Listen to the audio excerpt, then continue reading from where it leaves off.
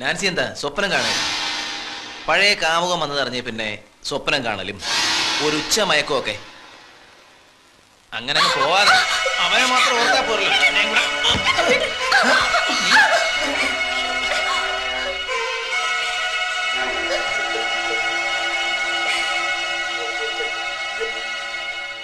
Nancy, പോളച്ചനോട് വീട് മാറുന്ന കാര്യം പറഞ്ഞില്ലേ? പറഞ്ഞു, പലവട്ടം. ഈ കാര്യം ഞാൻ എങ്ങനെ പറയും ചേച്ചി?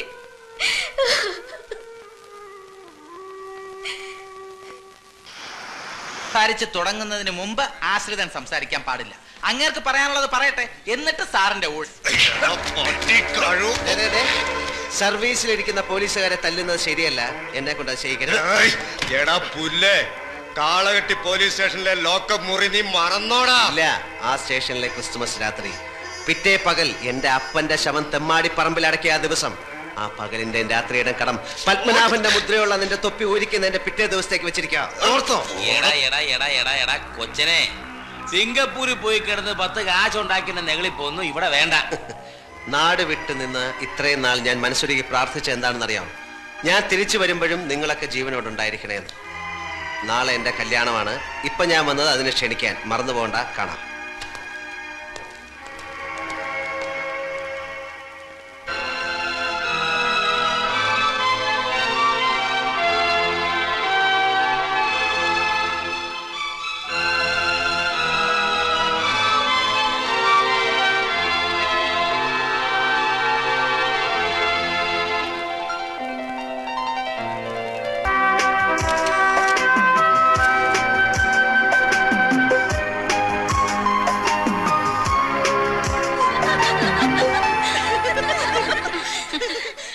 മലയാളമൊക്കെ അറിയാമല്ലേ?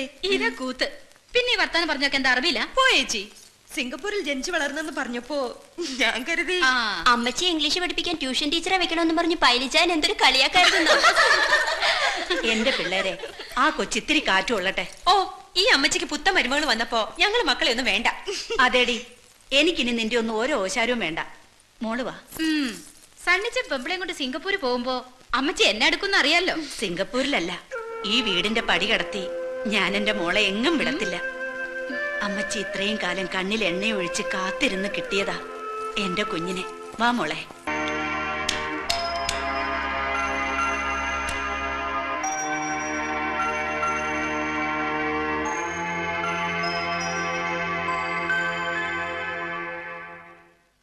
എന്നാ മുറിക്കകത്താകാം.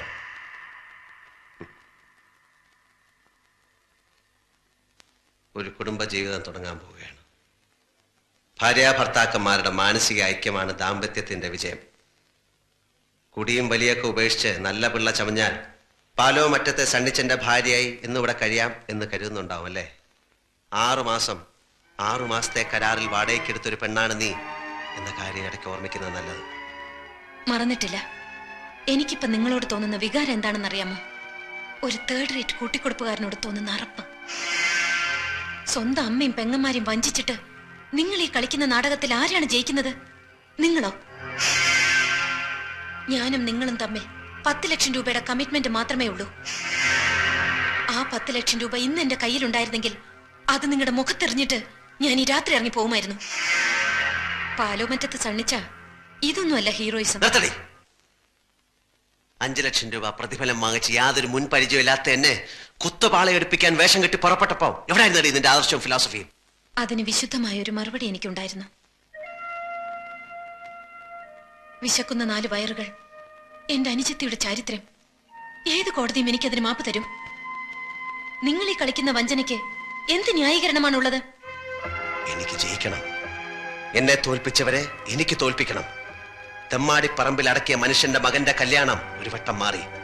എല്ലാ ഒരുക്കങ്ങളും പൂർത്തിയാക്കിയിട്ടും മകളുടെ കല്യാണവും നടന്നില്ല. 3ാമതും പള്ളിപ്പറമ്പിൽ ഒരുക്കിയ എന്റെ ഈ കല്യാണം കൂടി നടന്നില്ലായിരുന്നെങ്കിൽ എന്റെ അപ്പച്ചന്റെ കുഴിമാടത്തിനടുത്ത് എനിക്കൊരു കുഴി കൂടി വെട്ടേണ്ടി വരുമായിരുന്നു. എന്റെ അമ്മച്ചിയുടെ ഒരു വട്ടമെങ്കിലും ഞാനത് ജയിച്ചോട്ടെ.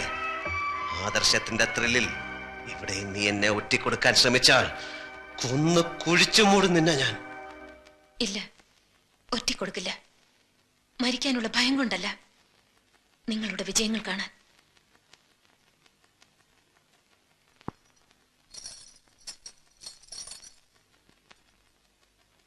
തലമുറകൾ കൈമാറാൻ നിങ്ങളുടെ ചാച്ചൻ തന്ന ഈ പവിത്രമാല ഇതെന്റെ കഴുത്തിൽ കിടന്ന് കളങ്കപ്പെടണ്ട.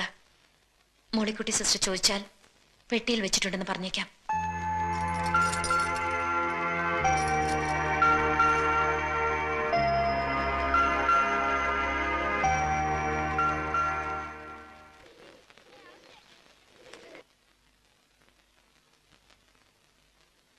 മിസ്സിസ് ആന്ധ്ര വാളൂക്കാരന്റെ മനസ്സിനെ ഒത്തിരി ഒത്തിരി വേദനിപ്പിക്കുന്ന ഒരു വാർത്ത അയ്യരിപ്പ എന്നെ ഫോണിൽ വിളിച്ച് പറഞ്ഞിരുന്നു. നിന്നെ കൊല്ലാൻ ശ്രമിച്ച കുറ്റത്തിന് 6 മാസത്തെ തടവിന് ശിക്ഷിക്കപ്പെട്ട മുഹമ്മദ് അലി ജയിലിൽ നല്ല പിള്ള ചമഞ്ഞുകൊണ്ട് അവന്റെ ശിക്ഷ 4 മാസമാക്കി കുറച്ചു. അറിയാവുന്ന ദൈവങ്ങളെയൊക്കെ വിളിച്ച് പ്രാർത്ഥിച്ചോ? അയാൾ പുറത്തു വന്ന് എന്നെ കൊല്ലുമെങ്കിൽ കൂടി നിങ്ങൾ തരുന്ന ഈ ശിക്ഷയേക്കാൾ എത്രയോ നിസ്സാരമാണത്. ആണായി പറഞ്ഞ ആർക്കെങ്കിലും നിന്നെ കൊല്ലാൻ പറ്റൂ? സിംഗപ്പൂരിലെ രാത്രികളിലൊക്കെ നീ കാമുകയായിട്ട് അഭിനയിക്കുകയായിരുന്നുകൊണ്ട് നിന്നെ ഒന്ന് ഫുൾ സ്വിങ്ങിൽ എനിക്ക് കാണാൻ പറ്റിയില്ല. ഇതങ്ങോട്ട് വീശി നല്ല ഫുൾ ഫോമിലങ്ങ് അയക്കോ. സ്ഥലകാല ബോധം മറന്ന് കാലത്ത് കാശിന് ബാർഗെയിൻ ചെയ്യരുത്. കള്ളി വിളിച്ചതാവും. എന്നാ വേണ്ട, കുടിക്കടി. വേണ്ടെന്ന്. മേടിക്കും.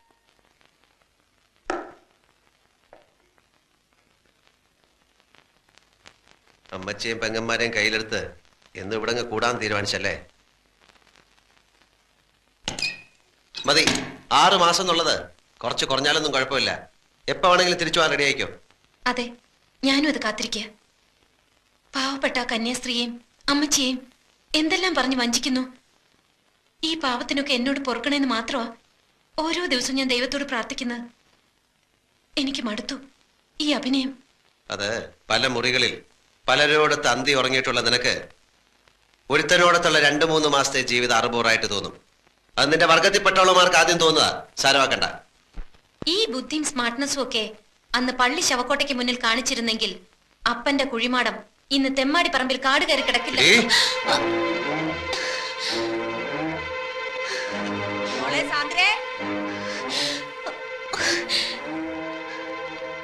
എനിക്കറിയാം ഇക്കാര്യം പറഞ്ഞാൽ നിങ്ങൾക്ക് ഉത്തരം മുട്ടുമെന്ന്. നിങ്ങളൊന്ന് തോൽക്കുന്നത് കാണാൻ വേണ്ടി മാത്രം പറഞ്ഞതാ. മഹത്തായ വിജയങ്ങൾക്കിടയിൽ ചെറിയ ചെറിയ ചില തോൽവികൾ നല്ലതാ.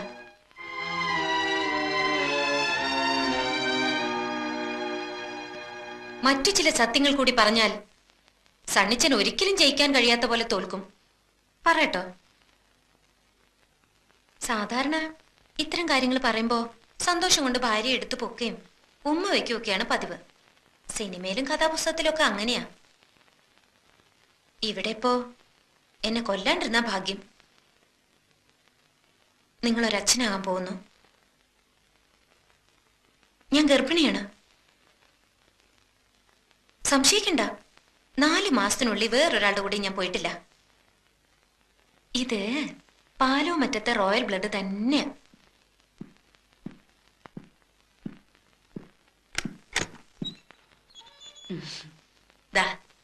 ദേ മോളെ, ഇനി പടികൾ കയറുന്നതും ഇറങ്ങുന്നതും ഒക്കെ സൂക്ഷിച്ചു വേണം. ഇനി അവന് കാപ്പിയും ചായയൊക്കെ വേണമെങ്കിൽ രമണി കൊണ്ട് കൊടുക്കും.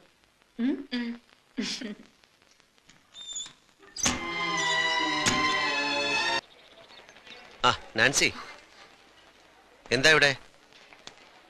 എന്ത് പറ്റിയത്? പടിയിറങ്ങിയപ്പോ അല്ല വാതിലിൽ തട്ടി വീണതാ. അതൊന്നുമല്ല. എന്താ ഉണ്ടായത്? സത്യം പറ.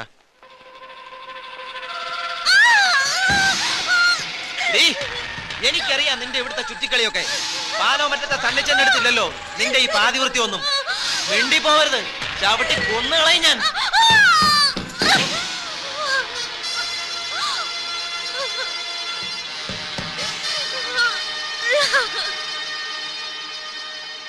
പോളച്ചെന്ന് പറഞ്ഞില്ലേ? പൊളച്ചും വീട്ടിലില്ല, വെള്ളം കണ്ണിക്ക് പോയിരിക്കുക. അന്ന് സണ്ണിച്ചാന്റെ കല്യാണത്തിന് കൊയറ് പാടാൻ വന്നപ്പോ മുതൽ ഒന്നും അറിയാത്ത എന്നെ സണ്ണിച്ചാനും ചേർത്ത് ഓരോന്നൊക്കെ പറഞ്ഞുണ്ടാക്കും. അത് പറഞ്ഞ് പേടിപ്പിച്ച് നാളെ എനിക്കെന്തെങ്കിലും സംഭവിച്ച സത്യം അറിയാവുന്ന ആരെങ്കിലും ഉണ്ടാവണല്ലോ.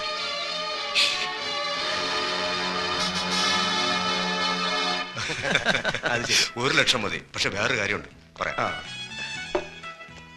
ടോമിയോട് പേഴ്സണലായിട്ടൊരു കാര്യം സംസാരിക്കാനുണ്ട്. പ്ലീസ്. ഒന്ന് വന്നേ, കം.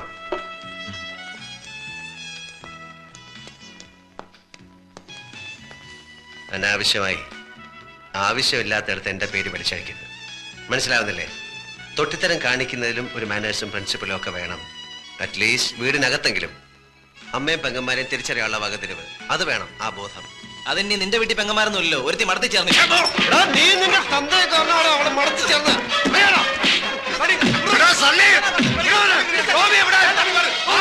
മനസ്സിലായി കാണുമല്ലോ ഞാൻ എന്താ പുല്ലാങ്കുന്നേലെയാണ് വായ തൂങ്ങി നീ കുറെ കളി കളിച്ചു. ഇനി ഇന്ന് മുതൽ ഞങ്ങൾ കളിക്കാൻ പോകാം. നിനക്ക് എന്താണ് ചെയ്യാനുള്ളത് വെച്ചാൽ ചെയ്തോ. യോമാനെ തൊട്ടാൽ നമ്മുടെ കൈ നാറും. എങ്ങനെയായിരുന്നു എന്റെ പെർഫോമൻസ്? കുറച്ച് നാളായിട്ട് യോമാർക്കിട്ട് ഒരു കൊട്ടു കൊടുക്കണമെന്ന് വിചാരിച്ചിരിക്കായിരുന്നു. യോമാനെ നമുക്ക് ഡീലേ സണിച്ചാ കാണിച്ചു തരാം.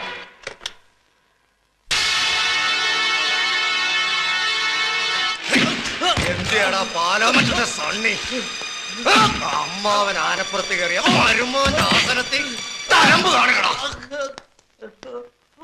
ഇവനെ എന്തിനാ അറസ്റ്റ് ചെയ്ത്? അവൻ പണം വെച്ച് ചീട്ട് കളിച്ചു, അറസ്റ്റ് ചെയ്തു. സാക്ഷികളുണ്ട് ഇവിടെ. അല്ലെങ്കിൽ തന്നെ ഇവനോട് ഇതൊക്കെ പറയുന്നതിനാ?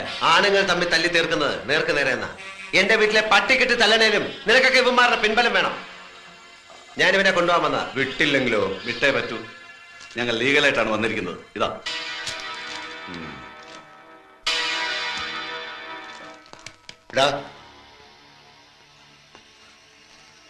ഇതേ ലോക്കപ്പിൽ നീ വീണ്ടും വരും. എന്റെ ദേഹത്ത് കാക്കിയുണ്ടെങ്കിൽ അപ്പൊ കാണാം. അന്ന് നീ തല്ലിയ ഉടുതുണിക്ക് മറുതുണിയില്ലാത്ത ദരിദ്രവാസി സണ്ണിയല്ല ഞാൻ. ഇന്നെനിക്ക് എന്തൊക്കെ ചെയ്യാൻ കഴിയുന്ന നിനക്ക് സ്വപ്നം പോലും കാണാൻ പറ്റില്ല. അതുകൊണ്ട് കാണാം.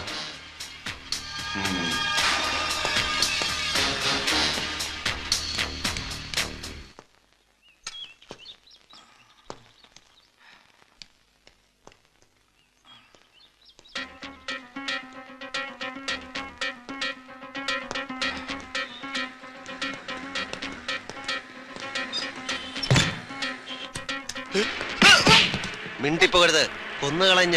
അതിനും തയ്യാറായ ഞാൻ വന്നിരിക്കുന്നത്. ഒരു മെഡിക്കൽ സർട്ടിഫിക്കറ്റ്, പൈലി പോലീസ് ലോക്കപ്പിൽ വെച്ച് ക്രൂരമായ മർദ്ദനത്തിനിരയായി എന്ന് തെളിയിക്കുന്ന ഡോക്ടറുടെ വിലയേറിയ ഒരു സർട്ടിഫിക്കറ്റ്. നീ അവന്റെ രോഗവിവരം ഇവിടുത്തെ രജിസ്റ്ററിൽ എങ്ങനെ എഴുതുമെന്ന് എനിക്കറിയാം.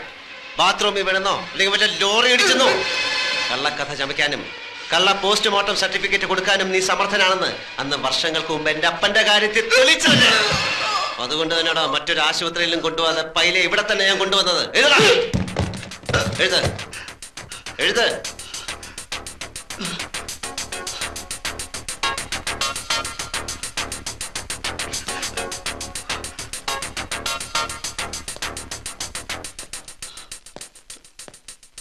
ഈ വൃത്തികെട്ട അക്ഷരത്തില് ഇനി കുറച്ചു നാൾ നീ കള്ള സർട്ടിഫിക്കറ്റ് എഴുതണ്ട. അതുകൊണ്ട്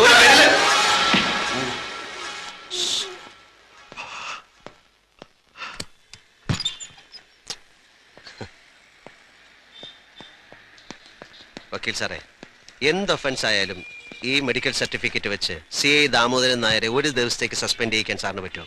നമ്മൾ ഒന്നുകൂടി പ്രിപ്പയർഡ് ആയിട്ട് മൂവ് ചെയ്താൽ ഇനി ഒരിക്കലും അയാൾ സർവീസിലേക്ക് വരാത്തുള്ള ജഡ്ജ്മെന്റ് നമുക്ക് ഒരു ദിവസമെങ്കിൽ ഒരു ദിവസം അവന്റെ തൊപ്പിയൊന്ന് ഊരി തന്നാൽ പിന്നെ ഒരിക്കലും അവൻ സർവീസിൽ വരാത്ത കാര്യം ഞാൻ ഏറ്റു.